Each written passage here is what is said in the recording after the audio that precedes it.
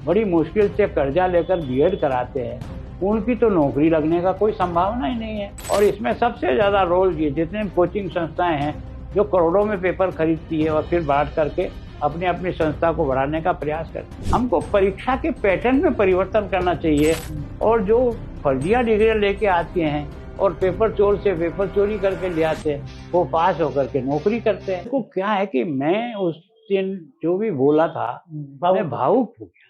कारण क्या है कि अगर यही सिस्टम चलता रहा तो गरीब के माँ बाप अपने बच्चों को जो पढ़ाते हैं, बड़ी मुश्किल से कर्जा लेकर बीएड कराते हैं, उनकी तो नौकरी लगने का कोई संभावना ही नहीं है। और जो फर्जिया डिग्रियाँ लेके आती हैं और पेपर चोर से पेपर चोरी करके ले आते हैं वो पास होकर के नौकरी करते हैं और वो बापड़ा देखता ही रह जाता है। तो उसके कष्ट को अनुभव कौन करेगा? तो उसके कारण से एक मन को स्वाभाविक लगा यार कि हमारे टाइम पे भी हुआ। मैंने ये नहीं कहा, मैंने विधानसभा पूछ लेना, मैंने रिकॉर्ड मैंने कहा मेरे टाइम पे भी हुआ, लेकिन मुझे इससे दुख है, इसको बंद करना पड़ेगा।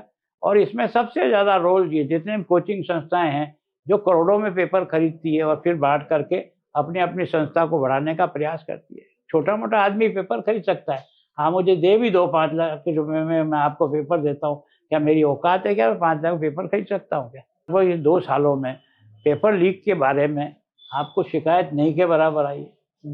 अगर कठोरता से दूसरा, मैं बार बार उस समय कहता हूँ हमको परीक्षा के पैटर्न में परिवर्तन करना चाहिए कि बच्चों को किताब भी दे दो, ये सब तेरे सामने पड़ी है, कर ले कर बेटा। तो पेपर सेटिंग इस तरह से हो और काम इस तरह से हो कि अपने आप उसमें, आज आपने देखा कि सारा पैसा सीधा ही खाते में चला जाता है, लगा बेटा कट कहाँ लगाएगा। तो सिस्टम को भी बदलने के लिए दिमाग लगाना चाहिए कि क्या सिस्टम किया जाए एजुकेशन का जिसमें बच्चे का ज़्यादा से ज़्यादा सही टेस्ट होकर के योग्य व्यक्ति आगे बढ़े। तो उसकी पीड़ा को कोई समझता थोड़ी, वही समझता है जिसके घर में भूखे रह करके पढ़ा है। उसके माँ बाप को पूछो कि उसका 1 साल डिले हो जाता है, उसके बीतती क्या है उसके घर में।